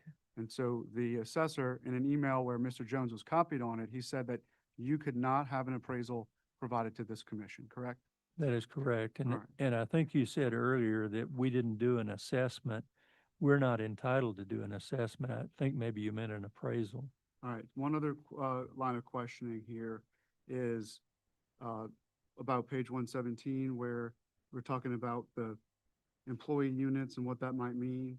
Even if we add the 28,000 back to the $57,000 in rental income, we're looking at about $85,000, correct? If you add those two figures together, that would be correct. And the assessor's income approach provided in the assessor's exhibit number 1 shows income of $161,000, right? I don't have that number right here in front of me. I'll show you it's the assessor's exhibit number 1, and we're looking at page 31. Do you see the income total of 161.27? I do. And so the assessor, even if you add the $28,000 back, you get $85,000. That's still significantly lower than the income that the assessor is presenting to this commission, right? It is. No further questions for this witness, Mr. Chairman. The commission for this witness. I have one question. I guess it'll go to both of you. So I know you objected to the correspondence that was submitted. The assessor, and from what I'm reading, not an attorney, offered $437,469. Was that your understanding that that's the offer he made to you? Was that I'm sorry, was that our understanding? That was an offer being made to you for $437,469? I got it. Our position is that he believes that that's what the assessment should be, and he failed to implement that assessment in 2025. Did you do anything to tell the assessor, yes, we accept that value? No, I just want to state, so I understand myself. The assessor offered you a value that's almost 50% of what the contested value was, but y'all didn't communicate, didn't call him, didn't say, we'll take it, we'll refuse it, we'll do anything. No, the taxpayer did communicate additional information and attempted to communicate additional information. That's what Mr. Clark is about to get up here and talk about. And so we believe that the market capitalization rate that's in the $434,000 number is erroneous, and that was the problem with that number. If you implement the proper market capitalization rate of 10.5, which is what the assessor does in his income approach submitted to this commission, then you get $273,000, which is why we're asking for that number. The reason why we did not agree to 434 is because he used a 6% market capitalization rate, which is for Class A, multifamily, national brands. He never did that. So when he admitted that his number was overstated, he comes up with 434. We look under the hood of that number. He switches the market cap rate, and that's why the number is still so high. And that's why if you implement the 10.5% market cap rate for the assessment, you get $273,000, and that's what's in our demonstrative exhibit number 1. The answer to your question is that offer was consistently rejected and countered with the lower number. Because it was wrong. Dan, thank you. Good. Yeah, I see. You move to your next witness. All right, next witness we call is Mr. Clark to the table.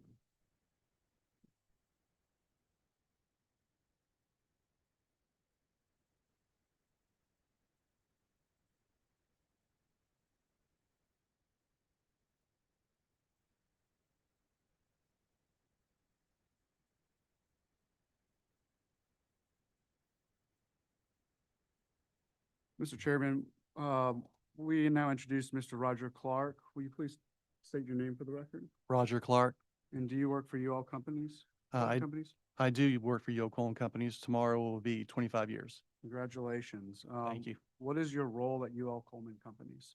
I am the Director of Asset Management. The Asset Management Department handles acquisitions of properties, development of properties. We also handle all the financing for all of our properties. We do our own mortgage banking, which means we don't use a middleman. We deal directly with the lenders. So we're dealing with interest rates, cap rates, market valuations of properties all the time. And so part of your role is reviewing market cap rates for UL Coleman Company portfolio assets. Yes, we also have as associates in our department, 2 financial analysts and 1 market analyst as well. And you're familiar with Northgate Mini Storage, right? Yes, And you've been involved with the disputed assessment for ad valorem taxes with Bossier Parish? yes. I want to show you what I put in front of you, which is the taxpayer's evidence. Did you assist with the preparation of this evidence package? Yes. I want to look at page 108.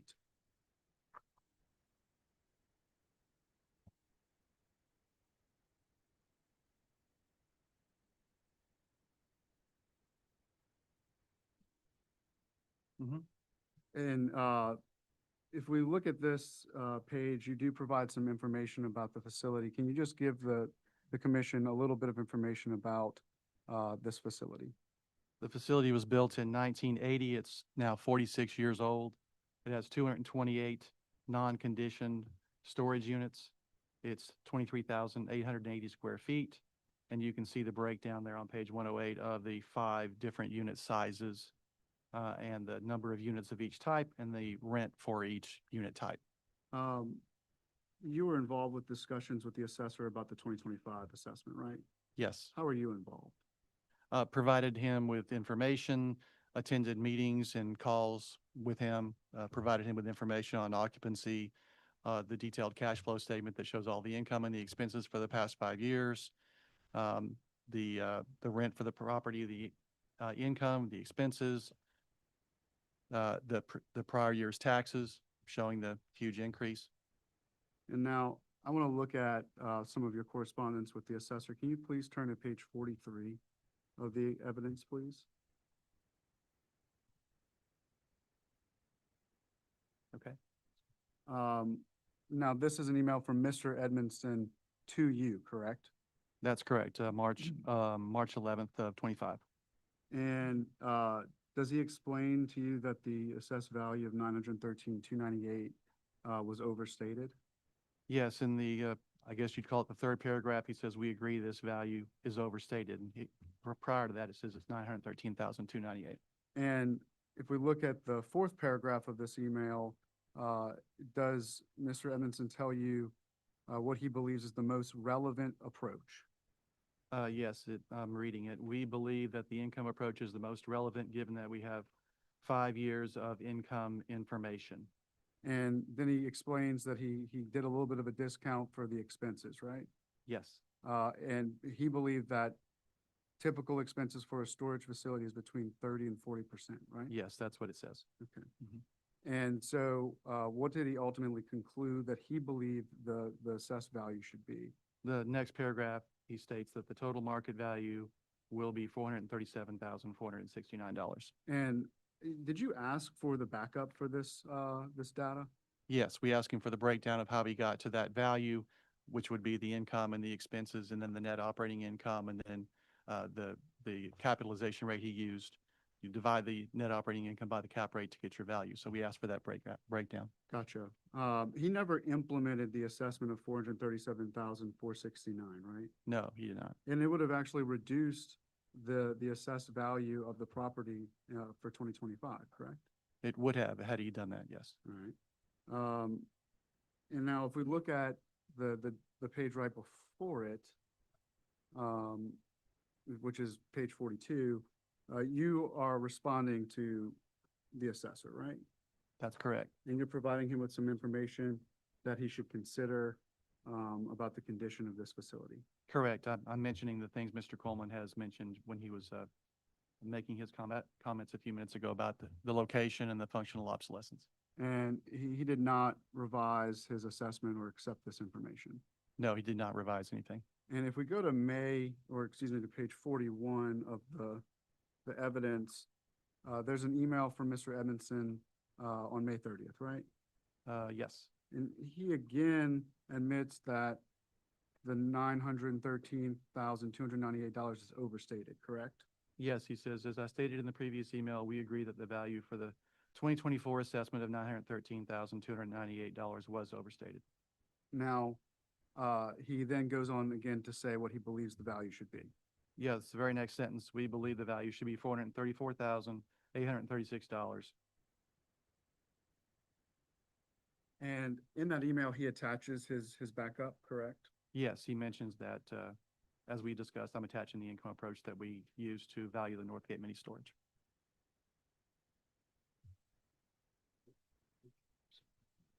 Mr. Chairman and Commissioners, in your package, there is a loose document, our demonstrative exhibit number 1, that we'll walk through. And so whenever y'all get that page out, we can. It does not have a page number. It's a demonstrative exhibit. We're not offering it into evidence. Now, Mr. Clark, when you received the backup and looked under the hood of the assessor's $434,000 number, did you provide any analysis of that? And we did look at the income, the expenses, and the capitalization rate that he used, yes. Okay, so let me give you your copy. Okay. And so if we wanted to walk the commissioners through the comparison here, on the left-hand side, we have total revenue, operating expenses, and then market cap rate, effective tax rate, loaded cap rate. You see all of that? Yes. All right, the first column after that, actual property 2024 year-end statement. Yes. Can you explain to the commission what information you entered there? Yes, that is directly from the cash flow statement that we provided to the assessor multiple times. So the $57,596.38 is the actual income from the year end 24. The $73,733 is the actual operating expenses. The reserve for replacements are standard reserve for replacements that you would plug in if you're valuing the property. And that brings you to a net operating income of negative $16,136.77. So that's the actuals from 24, basically. And if the commissioners wanted to see the cash flow statement that backs this up, it's on page 113 of the evidence. Now, Mr. Clark, on the next column, what are you providing here? I'm comparing the actuals from 24 on the left column to the initial, the Bossier assessor initial valuation, what he had for his income and expenses and net income, and then the cap rate that he used, the capitalization rate that he used. And so he's showing a total revenue of $161,000, right? Correct. If we look at page 113 of the taxpayer's evidence, is there any year between 2020 and 2024 where the taxpayer had revenue above $100,000? No, the revenues for those 1, 2, 3, 4, 5 years are 55,000, 54,000, 55,000, 58,000, and 57,000. So the average over that 5-year period is around $57,000. Yes. Okay. Now, if we're just continuing down this analysis here, okay, he shows 48,000 in operating expenses, right?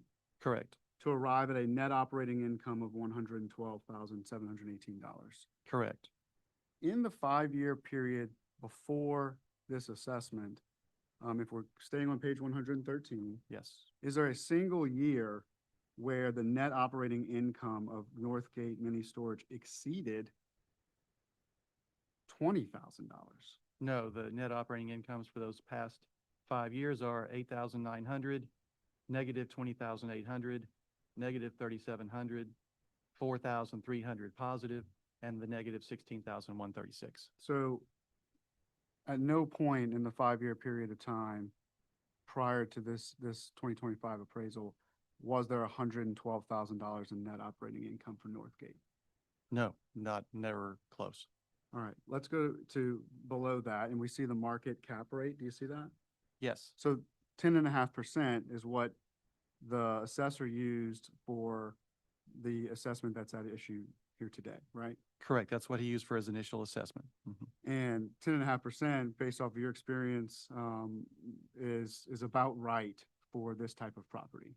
Yes, we track national cap rate data, and 10%, give or take, is a reasonable rate. In fact, the tax commission's appraiser uses a 10% market rate, correct? Yes, the Louisiana Tax Commission staff appraisal, I think, used 10 or 10.5% as well. Okay, so let's go to the next column. It's the Bossier Assessor Updated Valuation.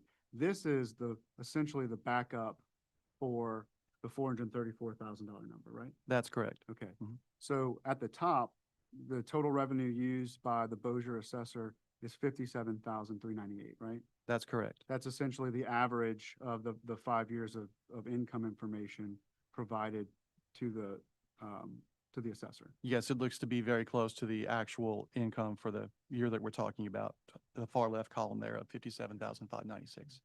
And the total operating expenses, he uses $20,089.30. Is that about 35% of ratio to the total revenue? I believe it's exactly 35% of that income number of 57,398. Now, it doesn't really reflect what the actual operating expenses are for this company, but it's some market rate that he told you about in that email, right? Yes, it does not relate at all to the actual expenses. Okay. So the assessor is using market data to identify operating expenses that should be used for this assessment. Yes, he's using an operating expense ratio to get to the total expenses for the property. Should I make an additional comment here? I don't know what you're going to say, but that's dangerous. I would say the operating expense ratio of 30 to 35% would be a normal number for properties that have full income, higher income, however you want to say it. But it's not at all reasonable for a property with this low income. So the net operating income that the assessor used to inform his $434,000 number is $33,097. Correct. That's still above what Northgate saw in the preceding 5 years, right? Correct. All right, so let's move down to the market cap rate that he used. He used 6, right? Correct. What is your impression about the 6% that he's now using in place of the 10.5%? Extremely low. And it's nowhere near the 10.5% that he is presenting today to this commission, right? Correct. And so that 6% market cap rate informed part of why Northgate objected to agreeing to that number. Absolutely. Okay. Absolutely. So let's just go to the final column, and this is using the same data for total revenue, right? Yes, it's using the assessor's revenue number, which is very close to the actual year-end number. And it's using the same operating expenses. The same assessor's operating expenses. And it's using the same net operating income. That's correct, the assessor's operating income. But if you use the 10.5% market cap rate that the assessor is demonstrating to this commission with its Exhibit 1, and similar to what the tax commission's own staff appraiser says, if you apply that 10.5%, what is the assessment using the assessor's own methodology? The value, if you apply the assessor's net operating income and the assessor's initial capitalization rate, is $273,083.33. So the $273,083.33 that I proposed to the commission earlier is assuming the artificial information about the operating expenses and arriving at the 273. That's correct. And that's before we take into account any capital improvements that need to be made. Yes, that's a direct capitalization value that doesn't take into consideration any of the capital repairs that are needed, the $291,000. So the reason why Northgate continued to push back on the $434,000 number is because the assessor was using a market cap rate that he agrees is not the right one. Correct. No further questions, Mr. Chairman. Mr. Clark, if we look at this demonstrative that you just walked through, there's a date on the bottom right-hand corner, May 18, 2026. Do you see that? I do. Is that when this was prepared? Yes. All right, this was not presented to the Bossier Parish Board of Review hearing in September of 2025. Is that correct? The information in this, on this page was presented aside from, I guess, the far right-hand column, but no, this page was not presented to the Bossier Parish Police Jury. And in fact, Northgate in its appeal asked the Bossier Parish Board of Review to assign a value of $222,087. Is that correct? Going by memory, I think you're correct. And so now today, I hear you saying that Northgate is advocating for this 273.83 and 33 cents. Mr. Chairman, can I answer this? This is more of a legal question. I, in my opening, said that we do believe the $222,084 should be implemented by a reversal of the assessment, which is within your authority, and in the alternative, providing a modification to the assessment of this number. And so I think we're playing semantics with what the prayer of relief is from this commission. I think I'm entitled to ask the taxpayer what their position is. And I think I just answered that on behalf of my client, Mr. Chairman.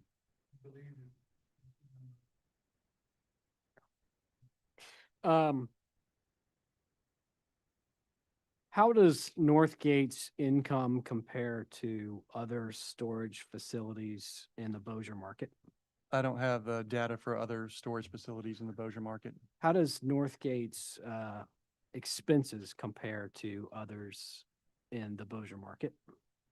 I'd say we control our expenses very well, but I don't have the data for other self-storage in the Bossier market. How does Northgate's occupancy rate compare to other storage facilities in the Bossier market? I don't track the data specifically for the other properties of self-storage in the Bossier market. Well, then you have no basis for the statement you made on direct that the expense ratio for your property is reasonable given the amount of income you have. The fact that I don't track the properties that you're referring to does not mean that I don't value things all the time. We value properties all the time. We understand expense ratios, and I'm just using the right words here. It's incorrect to take a property that has lower income than average and to try to apply a standard operating expense ratio of 30 or 35% to that property. So, for instance, the question you're asking, the $20,000 of expenses that that the assessor is applying to our property, the payroll for that property for a part-time person that helps manage it is $18,000. So based on the assessor's expense ratio expenses, you'd have basically no other money to run the entire property. That's why the expenses are $77,000, give or take, because that's what it takes to run that property. So my comment would be that the operating expense ratio, using that for this property, is an incorrect way to do it because it severely understates the expenses. Best way I can say it. Your actual expenses, right? Yeah. Severely understates your actual expenses. And you want this commission to take your actual income and your actual expenses and use those actual numbers when they assign a value. I will again jump in here, and I think this mischaracterizes taxpayers' position on this. We accept the fictitious number that is 27% of actual expenses for our alternative. We're not quibbling with it from that perspective. And so I will have to jump in here and say that this is an improper question. You guys should have sworn Mr. Gambino in.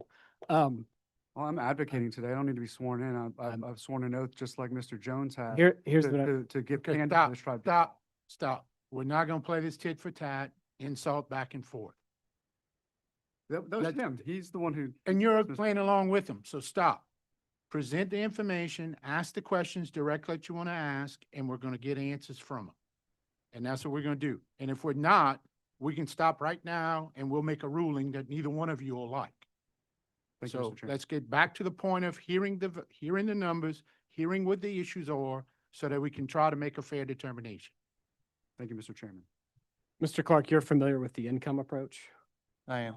you're familiar with one of the tenets of that, which is we're supposed to assume typical management? I'd say generally, yes. That's all the questions I have. I have no redirect for this witness, Mr. Chairman. Call you next week. Thank you. We call Mr. Ernest Holmes to the table. I want to keep on saying stand, but a little bit less formal here. Good morning, Commissioners. Mr. Holmes, will you please state your full name for the record? Ernest Holmes. Do you have a bachelor's degree in architecture? I received a bachelor's degree in architecture from LSU. And do you assist owners with establishing budgets for projects? Yes, a big part of my workload is providing property condition assessments to institutional owners. So my work is focused on companies like Teachers Insurance, Bank of America, and similar properties where when they acquire or own property and they're looking at their 10-year cash flow analysis, what we do is lay out an assessment of all of the repairs that are required, the cost of those repairs, and work with them to provide that as a tool for their managers. At this time, Mr. Chairman, Northgate tenders Mr. Holmes as an expert in property condition assessment and project budgeting.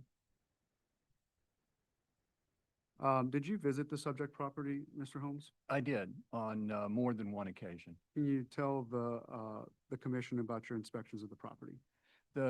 My main focus at the property was the roofing systems. If you're not familiar with where the property is in Shreveport, it's right on the approach end of the threshold of Barksdale Air Force Base. So all of the B-52s that are flying in and out are flying directly over this facility, and all of the engine exhaust, all of that drops down. And for metal roofs, that can be problematic. And as a part of your inspections, did you believe that the property was being properly maintained over the years? The property had been well maintained, especially if you compare those roofs with the surrounding property.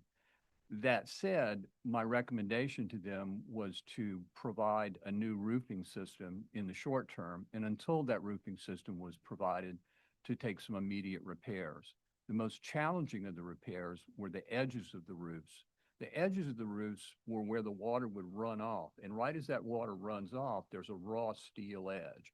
So on a metal roof, the field of the roof, the large open area, generally doesn't age at the same rate as the edge of the roof. And on this particular building, because the way they were originally designed, there was no overhang. And so the water would hit that edge and it caused the edges to deteriorate. So we talked to them about making temporary repairs. We would call them Band-Aids on the edges of the roof. And then the focus would be to provide a long-term solution to it. The average age for metal roofing systems, just to put this in perspective, is, according to the industry, 40 to 70 years. If you look at a HUD standard, which is what we use for property condition assessments, the standard is 50 years. Unfortunately, as I said, this is right on the end of the approach to the Barksdale terminal, and it is getting a tremendous amount of environmental damage to the roof. So it's actually in better shape than I would have expected it to be for the age. And did you review the repair estimate from Sequoia as a part of your role here? On multiple occasions. In fact, we walked through a number of different solutions with them, the best way to repair it, the alternatives for repair, and we came up with what I thought was an extremely cost-effective solution, which was to simply replace the metal roofing. And also, as part of that, as part of the overall thing, they were having door issues, and the intention was, again, useful life for an overhead or a garage door, according to HUD, is 30 years. So when we're doing the property condition assessment, we would use that for the life.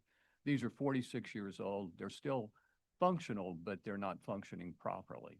And that is, it obviously needs to be replaced. So the doors and the roofs were the primary focus and for capital expenditures.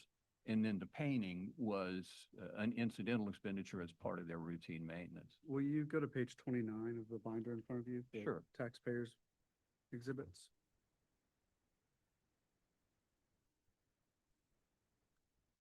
Yes, sir. There are a few line items on this page. The first one I want to talk about is the roof replacement. total of $153,723. Do you see that? Yeah, to put this in perspective, commissioners, this boils down to about $6.25 a square foot for a metal roof. That's not just for the roof. That's the cost to remove the roof, do spot repairs, and then install a new roof.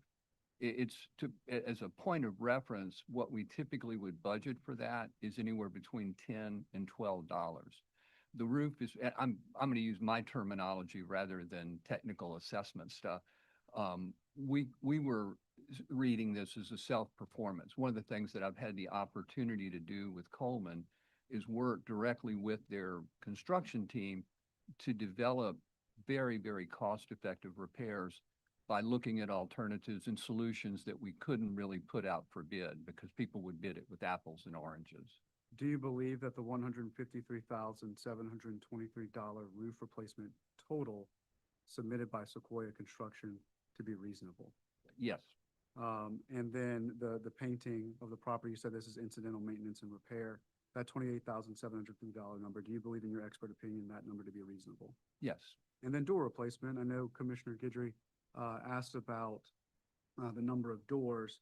Can you talk about what in your experience, the normal cost for these replacements would be on average versus what is being shown here? Sure.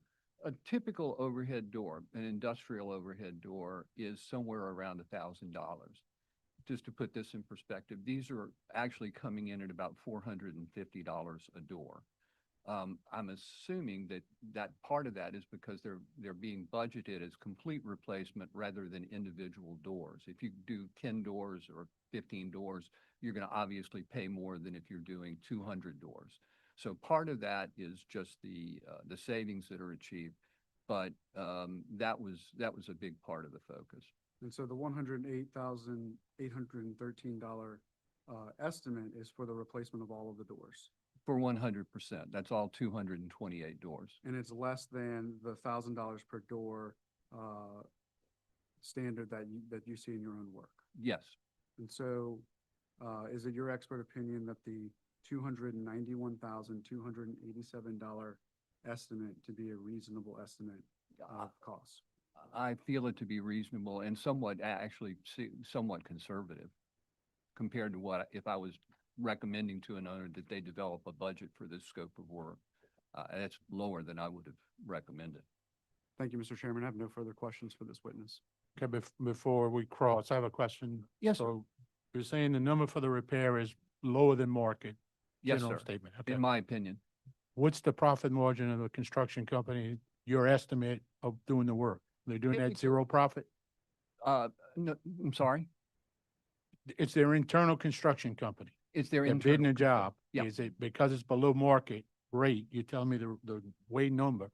And maybe you're not the one to answer. Is it bid at a zero profit to this construction company? I Or is don't know what it's bid at. Typical overhead and profit is around 20 to 25% to put. You feel this number would include 25%? I don't know. I didn't develop that part of it. I gave them the specifications for how to do it and let them prepare the cost.